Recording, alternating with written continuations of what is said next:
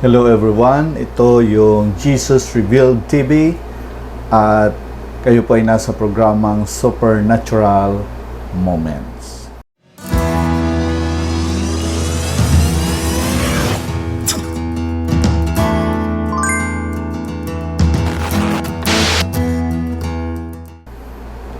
Okay, sa pagkakataong ito, tayo po ay nagpupuri at nagpapasalamat sa ating Panginoon sa Kanya pong pagbibigay ng mga ganitong mga teknolohiya para patuloy tayong maabot ng Kanyang mensahe, ng Kanya pong mga kapahayagan at patuloy natin siyang makilala.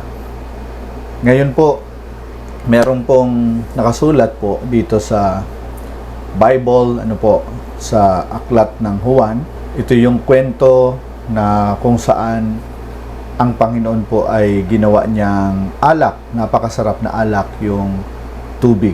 Ito rin po yung unang himala ng Panginoong Hesus sa kanya pong pag-launch out ng kanya pong tinatawag na public ministry. So, ito yung miracle na sa kasalan, sa Cana. Nagkaroon po ng problema doon, nawalan po ng alak at isa pong napakalaking kahihiyan ang isa pong may kasalan noong panahon kung saan ang alak po ay naubos. So kahihiyan po ito sa mag-asawa, sa pamilya, sa lahat ng mga relatives noong kinakasal. So sa pagkakataong ito, nalaman po ito ni Mary, ang nanay po ni Jesus, at naging concern po siya. Isa pong statement, very powerful statement ang mababasa po natin dito sa bibig po ng Panginoong Hesus. Nais ko pong ipakita sa inyo. Ito pong sinasabi po sa verse 4 ng John chapter 2. Yan. Ang sabi po dyan, Jesus said to her. Yan. Ito po yung sagot ng Panginoong Hesus kay Mary nang mag-request po si Mary na tulungan yung sitwasyon ng kinakasal. Ang sabi po ng Panginoon ni Jesus Christ kay Mary, sabi niya, "Woman." So alam naman po natin na nanay ni Jesus Christ si Mary, sa flesh, sa laman.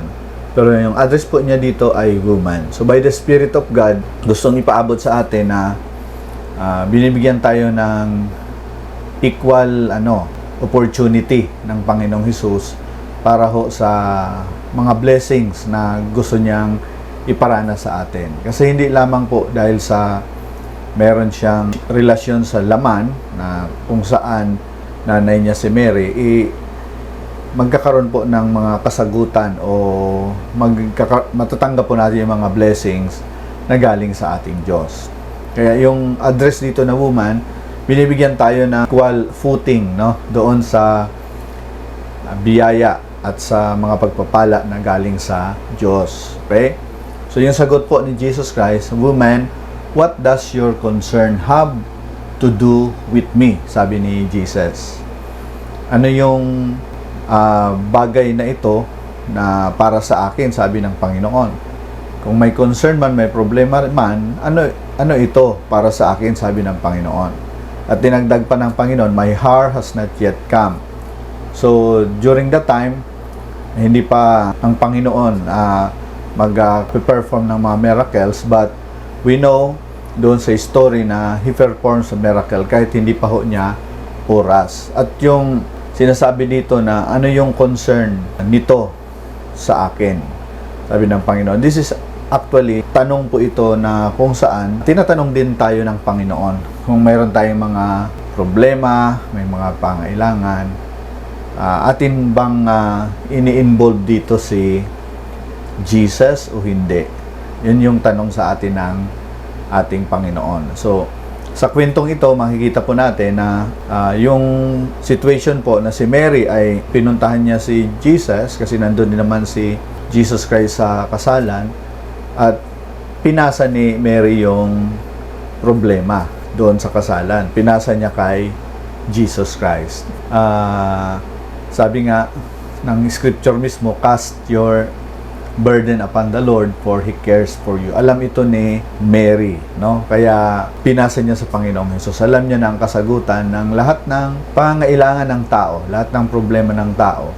Walang iba kung hindi ang Panginoong Hesus. So yung statement na yun ay makapangyarihan po. Nawa po, pag mayroon po tayong nararanasan ng mga problema, maliit man o malaki, ipasa po natin sa Panginoon. So, tinatanong po tayo ng Panginoon, ano yung relasyon nito sa akin? What does this concern about me? No?